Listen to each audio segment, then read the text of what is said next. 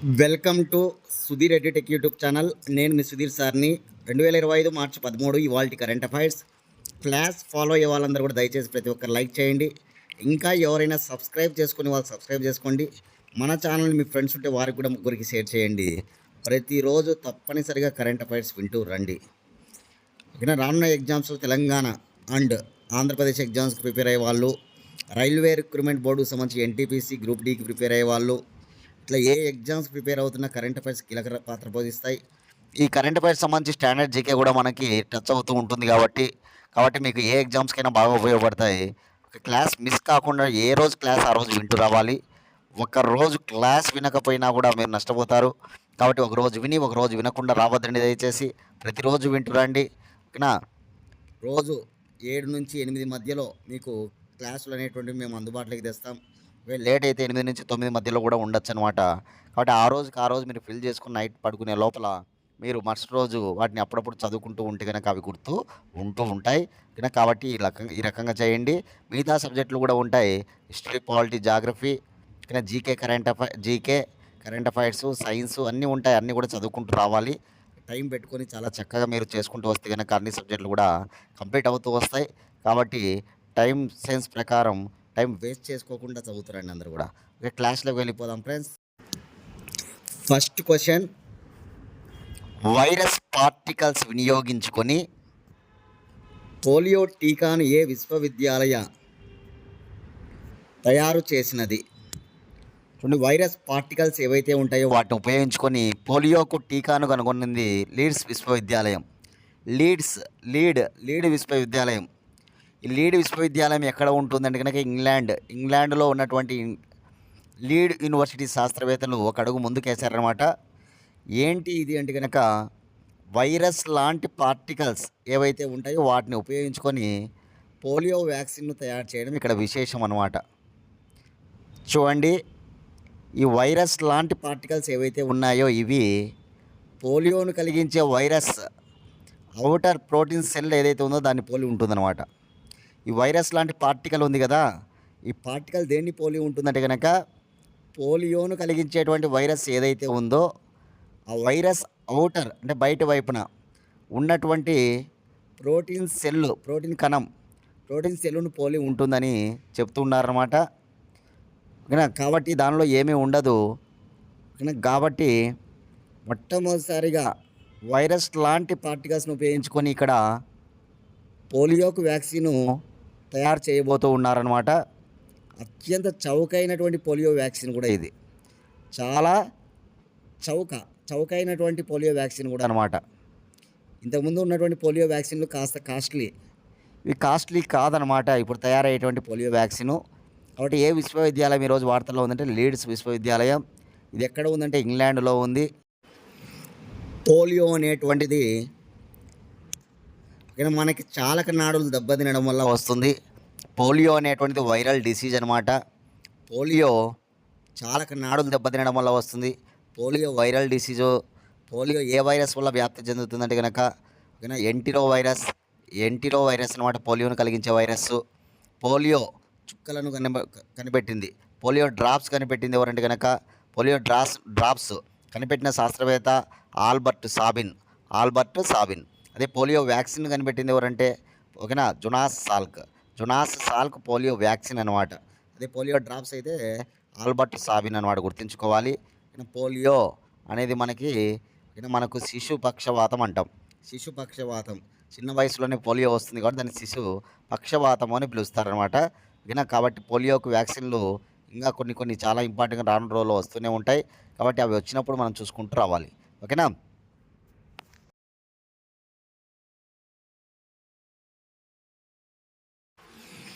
Second question, Tejas నుంచి అస్త్రా క్షిపణిని ఎక్కడ నుంచి విజయవంతంగా ప్రయోగించారు?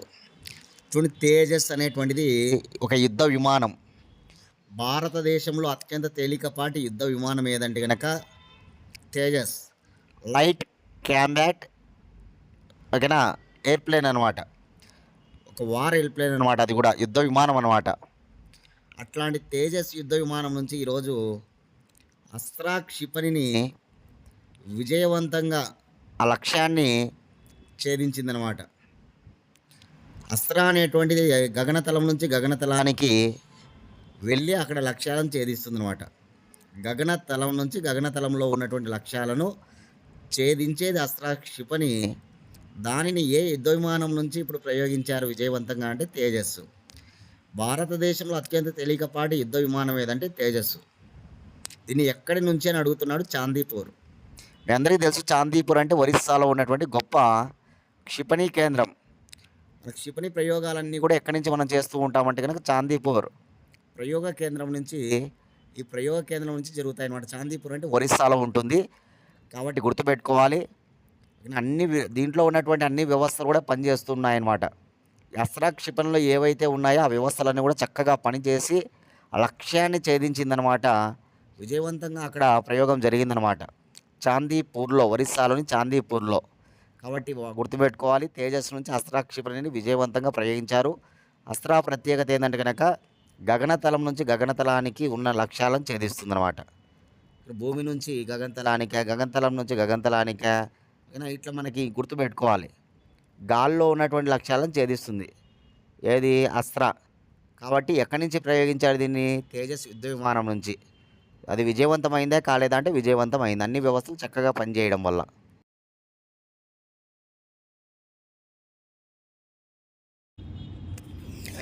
Question number 3. ప్రపంచ కిడ్నీ దినోత్సవాన్ని ఈ క్రింది ఏ రోజున జరుపుతారు? ప్రపంచ కిడ్నీ దినోత్సవాన్ని ఏ రోజున జరుపుతారు అంటే కనుక మార్చి 2వ గురువారం, అంటే ఈరోజు మార్చి 13వ తేదీ ఈరోజు జరుగుతూ ఉందన్నమాట. మార్చి 13 2వ గురువారం కిడ్నీల దినోత్సవాన్ని నిర్వహిస్తారు ప్రతి ఏటా కూడా.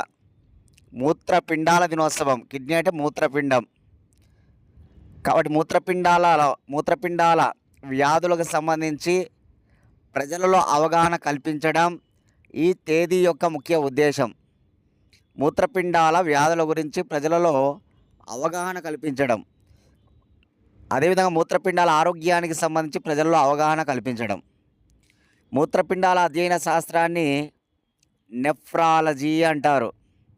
మూత్రపిండాలు 2 ఉంటాయి. కుడి మూత్రపిండం కంటే ఎడమ మూత్రపిండం పెద్దదిగా ఉంటుంది. కుడి మూత్రపిండం కంటే ఎడమ మూత్రపిండం కాస్త పైవైపున ఉంటుంది. వెన్నెముకకు ఇరువైపులా మూత్రపిండాలు ఉంటాయి. మూత్రపిండాలు చిక్కుడు గింజ ఆకారంలో ఉంటాయి. మూత్రపిండాలు ముదురు ఎరుపు వర్ణంలో ఉంటాయి. మూత్రపిండాలు బరువు 120 నుంచి 200 గ్రాములు, 120 నుంచి 200 గ్రాముల వరకు మూత్రపిండం బరువు ఉంటుంది. మూత్రపిండాల పైవైపున ఉన్నటువంటి భాగాన్ని వల్కలం అంటారు. మూత్రపిండం యొక్క లోపలి వైపున ఉన్న భాగాన్ని దవ్వ అంటారు. పైవైపున వల్కలం, లోపలి వైపున దవ్వ. మూత్రపిండాల పొడవు 10 నుంచి 12 సెంటీమీటర్ల పొడవు. మూత్రపిండాల వెడల్పు 5 నుంచి 6 సెంటీమీటర్లు. మూత్రపిండాల వ్యాసం 3 సెంటీమీటర్లు. మూత్రపిండాల వ్యాసం 3 సెంటీమీటర్లు, వెడల్పు 5 నుంచి 6 సెంటీమీటర్లు, పొడవు 10 నుంచి 12 సెంటీమీటర్లు, బరువు 120 నుంచి 200 గ్రాముల బరువు మూత్రపిండం బరువు. మూత్రపిండం సంబంధించి వ్యాధి నెఫ్రైటిస్. మూత్రపిండాల వ్యాధి నెఫ్రైటిస్. మానవుని శరీరంలో అన్నిటికంటే అతి ముఖ్యమైనటువంటి విసర్జక అవయవం మూత్రపిండం. అన్నిటికంటే అతి ముఖ్యమైన విసర్జక అవయవం మూత్రపిండం. మానవునిలో రక్తాన్ని శుద్ధి చేస్తుంది మూత్రపిండం. రక్తాన్ని శుద్ధి చేసే అవయవం మూత్రపిండం. నీటిని సంతులనం చేసే అవయవం మూత్రపిండం. నీటి సంతులనం మూత్రపిండం. కాబట్టి గుర్తుంచుకోవాలి, కిడ్నీల దినోత్సవం మార్చి 2వ గురువారం, మార్చి 13వ తేదీ ఈ ఏడాది జరుగుతూ ఉంది. థీమ్ నోట్ చేసుకోవాలి అందరూ కూడా. Are your kidneys okay? Are your kidneys okay?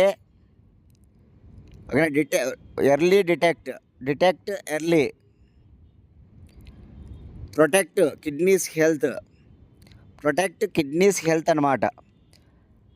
అంటే మీ యొక్క మూత్రపిండాలు సరిగ్గా పనిచేస్తున్నాయా? ముందుగా జాగ్రత్త పడండి, మూత్రపిండాల ఆరోగ్యాన్ని కాపాడండి అనేది థీమ్ అనమాట. మీ మూత్రపిండాలు సరిగ్గా పనిచేస్తున్నాయా? ఓకేనా? ముందుగా జాగ్రత్త పడండి, ఓకేనా? దాని మూత్రపిండాల ఆరోగ్యాన్ని ఓకేనా చూసుకోండి అనేటువంటిది థీమ్ అనమాట. చాలా ఇంపార్టెంట్ థీమ్, నోట్ చేసుకోవాలి.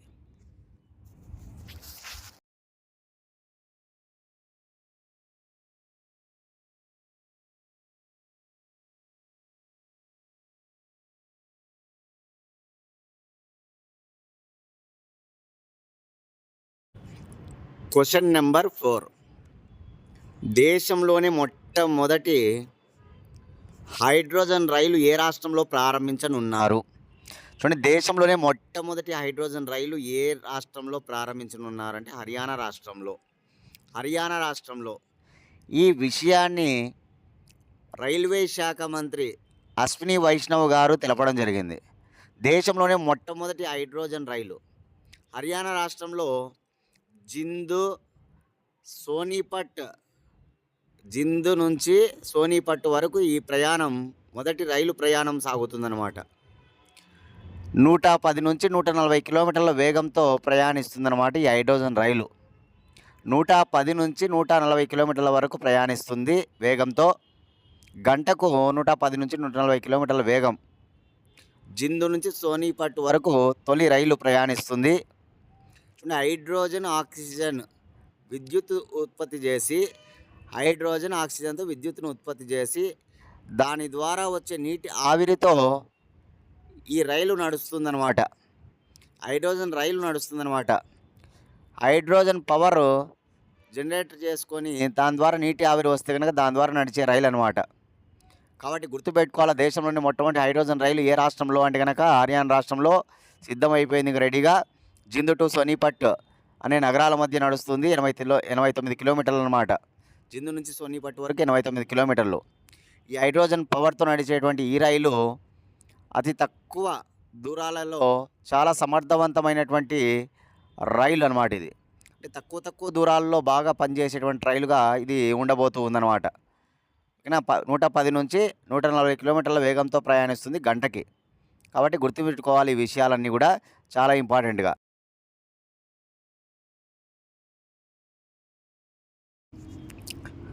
Next question. హైదరాబాదు దిగ్గజం అబిద్ అలీ కన్నుమూయగా ఇతను ఏ క్రీడకు చెందినవాడు? చూడండి, హైదరాబాదు క్రీడా దిగ్గజం అబిద్ అలీ కన్నుమూశాడు. ఇప్పుడు అతను ఏ క్రీడకు చెందినవాడు అంటే క్రికెట్. అసలు సిసలైన ఆల్రౌండర్ అనమాట ఈ అబిద్ అలీ. హైదరాబాదు క్రికెట్ దిగ్గజం, ఇంటర్నేషనల్ ప్లేయర్ అనమాట అబిద్ అలీ. అసలు సిసలైన క్రికెటరు, ఆల్రౌండరు.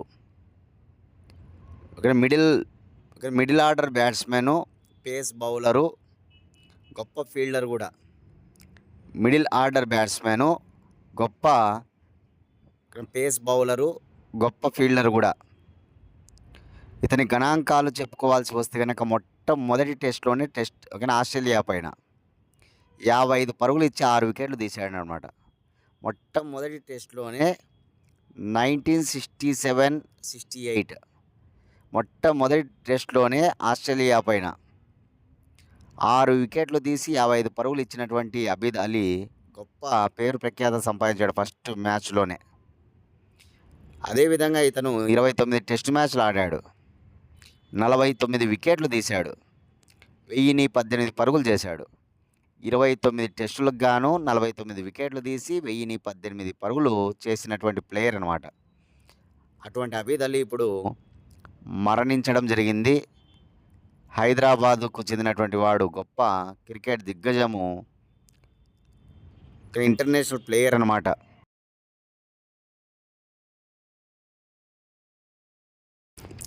Question number 6.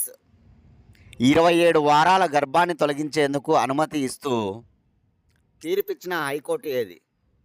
27 వారాల గర్భాన్ని తొలగించేందుకు అనుమతి ఇస్తూ తీర్పిచ్చిన హైకోర్టు ఏదంటే రాజస్థాన్ హైకోర్టు అనమాట. ఇక్కడ రాజస్థాన్ హైకోర్టు ఇచ్చినటువంటి తీర్పు 13 ఏళ్ల అత్యాచార బాధితురాలి కేసులో ఇచ్చిన తీర్పు అనమాట. ఇది 13 ఏళ్ల అత్యాచారం ఆ బాధితురాలి కేసులో ఇచ్చినటువంటి తీర్పు అనమాట.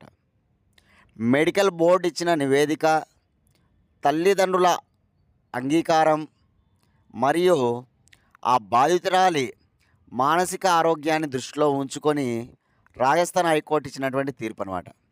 ఏంటి, మెడికల్ బోర్డు ఇచ్చిన ఒక నివేదిక, తల్లిదండ్రుల అంగీకారం, అదేవిధంగా ఆ బాధితురాలి మానసిక ఆరోగ్యాన్ని దృష్టిలో ఉంచుకొని ఇచ్చినటువంటి తీర్పు అనమాట. ఇది సంచలన తీర్పు రాజస్థాన్ హైకోర్టు ఇచ్చినటువంటి తీర్పు. రాజస్థాన్ హైకోర్టు ఇచ్చినటువంటి తీర్పు అనమాట. ఇక్కడ ఈ 27 వారాల గర్భాన్ని తొలగించేందుకు అనుమతి ఇచ్చిందనమాట. ఒకవేళ బలవంత ప్రసవం చేస్తే కనుక, ఆ బాధితురాలికి బలవంతపు ప్రసవం చేస్తే ఆ బాధితురాలి మానసిక ఆరోగ్యం పైన తీవ్ర ప్రభావం చూపే అవకాశం ఉందని చెప్పి భావించి, అంతేకాదు ఆ బాధితురాలు గర్భం దాలిస్తే కనుక ఆ పుట్టబోయే బిడ్డను ఆ 13 ఏళ్ల బాధితురాలు ఎలా సాకుతుంది, అలా వారిని పోషించడంలో తీవ్ర ఇబ్బందులకు కూడా గురవుతుంది అనే విషయాన్ని దృష్టిలో పెట్టుకొని ఇచ్చినటువంటి తీర్పుగా దీన్ని చెబుతూ ఉన్నారు. కాబట్టి రాజస్థాన్ హైకోర్టు గుర్తుపెట్టుకోవాలి. రాజస్థాన్ రాజధాని జైపూర్ అయితే రాజస్థాన్ హైకోర్టు జోధ్పూర్లో ఉంటుంది. రాజస్థాన్ క్యాపిటల్ జైపూర్లో హైకోర్టు లేదు, జోధ్పూర్లో హైకోర్టు ఉంటుందన్నమాట. రాజస్థాన్కి సంబంధించి జోధ్పూర్. దేశంలో మొట్టమొదటి హైకోర్టు, రెండవ హైకోర్టు, మూడవ హైకోర్టులు ఏవి, నాలుగవ హైకోర్టు ఏది, ఇవి ఎప్పుడు ఏర్పడ్డాయి? కామెంట్ బాక్స్లో మీ సమాధానాన్ని తెలియజేయండి. ఈ హైకోర్టులను ఏర్పాటు చేసిన గవర్నర్ జనరల్ ఎవరు? హైకోర్టులను ఏర్పాటు చేసిన గవర్నర్ జనరల్ ఎవరు? ప్రస్తుతం ఎన్ని హైకోర్టులు ఉన్నాయి? చివరి హైకోర్టు ఏది? కామెంట్ బాక్స్లో మీ సమాధానాన్ని తెలియజేయండి, చూద్దాం.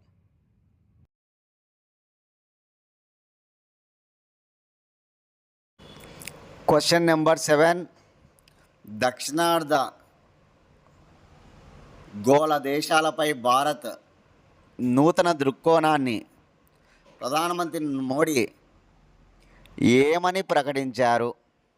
చూడండి, దక్షిణార్ధ గోళ దేశాలు ఏవైతే ఉంటాయో ఆ దేశాలపై భారతదేశం నూతన దృక్కోణాన్ని ప్రకటించింది. దానికి నరేంద్ర మోడీ ఏమని ప్రకటించారంటే కనుక మహాసాగర్. చూడండి, మహాసాగర్ గుర్తుపెట్టుకోవాలి, మహాసాగర్. ప్రధానమంత్రి నరేంద్ర మోడీ ఇటీవల మార్చి 11, మార్చి 12 ఈ 2 రోజుల పాటు మారిషస్లో పర్యటించాడు, మనందరికీ తెలుసు. అక్కడ మారిషస్ దేశ అత్యున్నత పురస్కారం కూడా ఆయన అందుకున్నాడు. దేశ అధ్యక్షుడు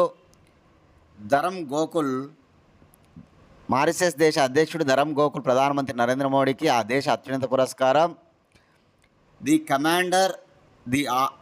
commander of the order of the star and key of Indian Ocean అనేటువంటి అత్యున్నత పురస్కారం. చాలా పెద్ద పేరు చూడండి. The commander of the order of the star and key Indian Ocean అనమాట. పురస్కారం పేరు లాస్ట్ ఇండియన్ ఓషన్ అని ఉంటుంది. హిందూ మహాసముద్రం ఇండియన్ ఓషన్ అంటే అది అత్యున్నత పురస్కారం మారిషస్ది అందించారు. దానిలో భాగంగా ప్రధానమంత్రి నవీన్ రామ్ గులాంతో, మారిషస్ దేశ ప్రధానమంత్రి నవీన్ రామ్ గులాంతో ద్వైపాక్షిక చర్చల్లో భాగంగా చర్చలు జరిపాడు ప్రధానమంత్రి నరేంద్ర మోడీ. దానిలో భాగంగా 8 ఒప్పందాలు కుదిరాయి. వాణిజ్యము మరియు సముద్ర భద్రత విషయాలకు సంబంధించి మొత్తంగా 8 ఒప్పందాలపై సంతకాలు చేయడం జరిగిందన్నమాట అధికారుల సమక్షంలో. 8 ఒప్పందాలపై సంతకాలు చేయడం జరిగింది అధికారుల సమక్షంలో. ఆ క్రమంలో ప్రధానమంత్రి నరేంద్ర మోడీ దక్షిణార్ధ గోళ దేశాలపై భారతదేశం ఒక నూతన దృక్కోణాన్ని ప్రకటించిందని, దానికి నరేంద్ర మోడీ ఏమని పేరు పెట్టాడంటే మహాసాగర్ అని. MAHASAGAR, మహాసాగర్. దీని యొక్క ఫుల్ ఫామ్ నోట్ చేసుకుంటే మీరు mutual and holistic advancement security and growth across region ఇదన్నమాట. MAHASAGAR full form, Mahasagar full form. దీనికోసం అంటే కనుక ముఖ్యంగా భద్రత కోసం ఇది ప్రకటించబడింది అనమాట. మనందరికీ తెలుసు హిందూ మహాసముద్రంలో చైనా యొక్క దూకుడు. హిందూ మహాసముద్రంలో చైనా దూకుడును తగ్గించడానికి భారతదేశం అనేక ప్రయత్నాలు చేస్తూ ఉంది. దానిలో భాగంగా చాలా ప్రకటిస్తూ ఉంటుందన్నమాట. కాబట్టి గుర్తుపెట్టుకోవాలి ఈ మహాసాగర్ను. అదేవిధంగా ప్రధానమంత్రి నరేంద్ర మోడీ మార్చి 12వ తారీఖున మారిషస్ జాతీయ దినోత్సవ వేడుకలలో పాల్గొన్నాడు. మార్చి 12 అంటే మనకు గుర్తుకు రావాలి, భారతదేశంలో మహాత్మా గాంధీ దండి ఉద్యమాన్ని ప్రారంభించాడు. 1930 మార్చి 12వ తారీఖున ఉప్పు సత్యాగ్రహంలో భాగంగా దండి ఉద్యమాన్ని ప్రారంభించాడు. శాసనోల్లంఘన ఉద్యమం అంటాం, ఉప్పు సత్యాగ్రహం అంటాం, దండి ఉద్యమం అంటాం. ఆ 1930 మార్చి 12న ప్రారంభించిన అదే మార్చి 12 మారిషస్ జాతీయ దినోత్సవం అనమాట, వాళ్ళ నేషనల్ డే అనమాట. దీనిలో భాగంగానే ప్రధానమంత్రి నరేంద్ర మోడీ చీఫ్ గెస్ట్గా అక్కడికి వెళ్ళాడు. వాళ్ళ యొక్క కవాతు ఓకేనా వాళ్ళ యొక్క కవాతు పేరు ఏంటంటే చాంప్ ఆఫ్ మార్చ్. దానిలో పాల్గొన్నాడు ప్రధానమంత్రి నరేంద్ర మోడీ. మన దేశ సైన్యం కూడా పాల్గొనింది. మన దేశానికి చెందినటువంటి వాయుసేనకు చెందినటువంటి ఆకాశ గంగా స్కై డ్రైవింగ్ బృందం స్కై డ్రైవింగ్ బృందం పాల్గొనిందనమాట. ఆ విషయాన్ని కూడా మీరు నోట్ చేసుకోవాలి. నా నుంచి మీకు క్వశ్చన్ ఏమిటంటే నరేంద్ర మోడీ ఇటీవల మారిషస్లో పర్యటిస్తున్నాడు, మనకు తెలుసు. అక్కడ ఆ దేశ అధ్యక్షుడికి ధరమ్ గోకుల్ మరియు తన భార్య బృందా గోకుల్కి ఏ బహుమానాలు అందించడం జరిగింది.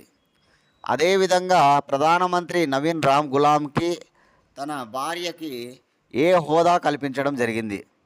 ఇవి కామెంట్ బాక్స్లో మీ సమాధానాన్ని తెలియజేయండి, చూద్దాం. అందరూ కూడా తప్పనిసరిగా చేయాలి. రోజు క్లాస్ ఫాలో అయ్యేవాళ్ళు ప్రతి ఒక్కరు కూడా కామెంట్ బాక్స్లో మీ సమాధానం తెలియజేయాలి. నాకు అర్థమవుతుందన్నమాట మీరు ఎంత మాత్రం ఫాలో అవుతున్నారని నాకు తెలుసుకోవడం కోసం, మీకోసం కూడా పనికి వస్తుంది. ఇది ఓకేనా, మీరు చదవడానికి పనికి వస్తుంది అనమాట. ఓకేనా.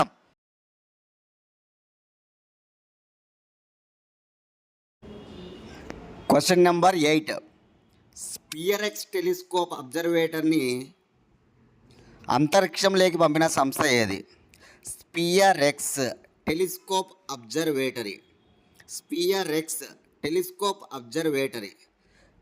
దీనిని పంపినటువంటి సంస్థ ఏది అంటే కనుక NASA, national aeronautics space administration వారు. నేషనల్ ఏరోనాటిక్స్ స్పేస్ అడ్మినిస్ట్రేషన్ వాళ్ళు, నాసా వాళ్ళు పంపించడం జరిగిందనమాట. అంతరిక్షాన్ని జల్లెడపట్టి విశ్వజన్మ రహస్య ఛేదన లక్ష్యంగా స్పియరెక్స్ టెలిస్కోప్ను ప్రయోగించింది నాసా. చూడండి, అనంత విశ్వం పుట్టుక విస్తరణ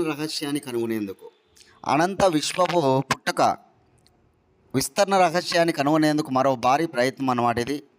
గతంలో ఎన్నడూ లేనంత సమగ్రంగా, స్పష్టంగా మొత్తం ఖగోళ సమాచారాన్ని, చిత్రాలను మానవాళికి అందించేందుకు స్పియరెక్స్ టెలిస్కోప్ అబ్జర్వేటరీని నాసా అంతరిక్షంలోకి పంపిందనమాట. అంత గొప్పగా ఇది చేయబోతూ ఉన్నారన్నమాట, గుర్తుపెట్టుకోవాలి. చూడండి, మనకి అనంతమైనటువంటి ఆకాశం మొత్తాన్ని అవలోకిస్తూ నక్షత్ర మండలాలు ఎప్పుడు ఎలా ఆవిర్భవించాయి, జీవం భూమండలానికి ఎలా చేరింది, జీవము భూమి మీదకి ఎలా చేరింది, ఈ అనంత విశ్వంలో జీవం భూమి మీద మాత్రమే ఉందా లేదా ఇతర నక్షత్ర మండలాల్లో ఎక్కడైనా ఉందా?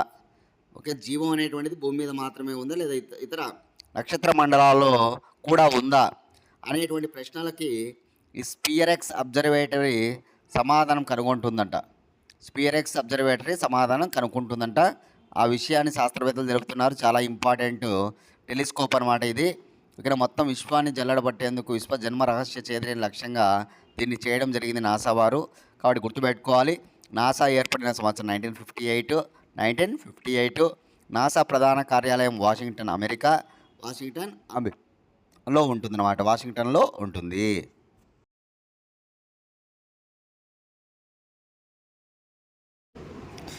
Question number 9. 50 అత్యుత్తమ QS యూనివర్సిటీ ర్యాంకులలో భారతదేశానికి చెందిన యూనివర్సిటీలు ఎన్ని? చాలా ఇంపార్టెంటు.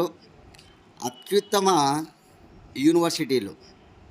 ప్రపంచవ్యాప్తంగా గల అత్యుత్తమ 50 యూనివర్సిటీల్లో భారతదేశ యూనివర్సిటీలు ఎన్ని అని అడుగుతున్నాడు. 9 అనమాట. చూడండి, ప్రతి ఏటా కూడా ఈ యూనివర్సిటీల జాబితాను క్యూఎస్ అంటే కనుక లండన్కు చెందినటువంటి క్వాక్వరెల్లి సైమండ్స్, సింపుల్గా క్యూఎస్ అంటాం, క్వాక్వరెల్లి సైమండ్స్ సంస్థ వెల్లడిస్తుందన్నమాట. లండన్ కేంద్రంగా ఇది పనిచేస్తుంది. ఈ క్వాక్వరెల్లి సైమండ్స్, దాన్ని క్యూఎస్ అంటాము. అలా భారతదేశంలో 9 యూనివర్సిటీలకి చోటు దక్కింది. 50 యూనివర్సిటీలో టాప్లో ఫస్ట్ ఏది ఉంది మన దేశానికి సంబంధించి అంటే కనుక Indian School of Mines, ISM అంటాం. ఇండియన్ స్కూల్ ఆఫ్ మైన్స్ ఎక్కడ ఉంది అంటే ధన్బాద్లోని Indian School of Mines top 20లో ఉందన్నమాట. 50 యూనివర్సిటీలో టాప్ 20లో ఉంది. అదేవిధంగా మన దేశానికి చెందిన విద్యా సంస్థలు చెప్పుకోవాల్సి వస్తే ఇంకా కొన్ని, IIT Bombay rank 28, IIT Kharagpur rank 45, IIT Kharagpur 45 అనమాట. ఇవి ఏ విభాగంలో అవార్డులు దక్కించుకున్నాయి ఈ ఐఐటి బాంబే, ఐఐటి ఖరగ్పూర్ అంటే ఇంజనీరింగు ఎలక్ట్రానిక్స్ అనే విభాగంలో ఈ ర్యాంకులు వచ్చాయన్నమాట. అదేవిధంగా ఓకేనా, ఐఐఎం అహ్మదాబాద్ 27వ ర్యాంకు, ఐఐఎం అహ్మదాబాద్ 27వ ర్యాంకు, ఐఐఎం బెంగళూరు 40వ ర్యాంకు, 40. ఈ రెండు కూడా ఐఐఎం అహ్మదాబాదు, ఐఐఎం బెంగళూరు, ఈ రెండు కూడా ఏ విభాగాల్లో ర్యాంకులు దక్కించుకున్నాయంటే బిజినెస్ మేనేజ్మెంట్ విభాగంలో, బిజినెస్ మేనేజ్మెంట్. అదేవిధంగా పెట్రోలియం ఇంజనీరింగ్లో ఐఐటి మద్రాసు ఓకేనా, డెవలప్మెంట్ స్టడీస్లో జవహర్లాల్ నెహ్రూ యూనివర్సిటీలో ప్రపంచంలో అత్యుత్తమ 50 ర్యాంకుల్లో చోటు సంపాదించాయి.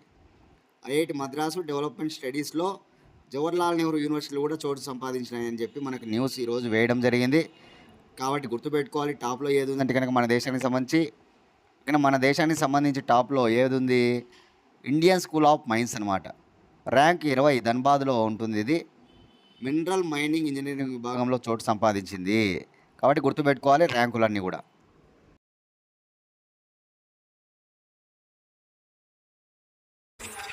లాస్ట్ క్వశ్చన్, 2025 ఫిబ్రవరి నెలకు గాను ఐసీసీ అవార్డు అందుకున్న ప్లేయర్ ఎవరు? చూడు, 2025 ఫిబ్రవరి నెలలో ప్రతి నెలకు గాను ఐసీసీ అవార్డు ఇస్తారనమాట. ఫిబ్రవరి నెలలో ఐసీసీ అవార్డు అందుకున్నది ఎవరంటే కనుక శుభమన్ గిల్, భారతీయ ప్లేయర్ శుభమన్ గిల్ అనమాట. ఒక 101 సగటుతో 94 స్ట్రైక్ రేట్తో 101 సగటుతో 94 స్ట్రైక్ రేట్తో ఓకేనా ఈ యొక్క మంత్లీ అవార్డు పొందడం జరిగిందనమాట. ఫిబ్రవరి నెలలో తీసుకుంటే కనుక మనకి ఛాంపియన్స్ ట్రోఫీ జరిగింది కదా. ఈ ఛాంపియన్స్ ట్రోఫీలో ఇతను బంగ్లాదేశ్ పైన అజేయంగా 101 పరుగులు 101 ఇదే దేశం పైన బంగ్లాదేశ్ పైన చేశాడనమాట 101 పరుగులు. అదేవిధంగా పాకిస్తాన్ పైన ఇదే ఛాంపియన్స్ ట్రోఫీలో 46 పరుగులు చేశాడు, 46 పరుగులు. ఇక ఫిబ్రవరి నెలలో జరిగిన ఇంగ్లాండ్ సిరీస్లో ఏకంగా వరుసగా 3 హాఫ్ సెంచరీలు చేశాడు. కానీ గుర్తుపెట్టుకోవాలి, ఇదంటే ఇంగ్లాండ్ సిరీస్లో ఫిబ్రవరి నెలలో 3 హాఫ్ సెంచరీలు చేశాడు. ఛాంపియన్స్ ట్రోఫీలో బంగ్లాదేశ్ పైన 101 పరుగులు చేశాడు. అది కూడా అజేయంగా నిలిచాడనమాట, అవుట్ కాలే అప్పటికి కూడా ఆయన. అదేవిధంగా పాకిస్తాన్ పైన 46 పరుగులు చేశాడనమాట. ఇలా ఫిబ్రవరి నెలకు గాను ఆయనకి మంత్లీ అవార్డు ఇవ్వడం జరిగింది ఐసీసీ వాళ్ళు. ఐసీసీ 1928లో ఏర్పడింది, ఇంటర్నేషనల్ క్రికెట్ కౌన్సిల్. ఐసీసీ ప్రధాన కార్యాలయం దుబాయ్ అనమాట. ఐసీసీ ప్రెసిడెంట్ ఎవరు? కామెంట్ బాక్స్లో మీ సమాధానం తెలియజేయండి. ఐసీసీ ప్రెసిడెంట్, ఐసీసీ చైర్మన్ ఎవరు? కామెంట్ బాక్స్లో మీ సమాధానాన్ని తెలియజేయండి, చూద్దాం. ఇవి అనమాట ఇవాళ కరెంట్ అఫైర్స్.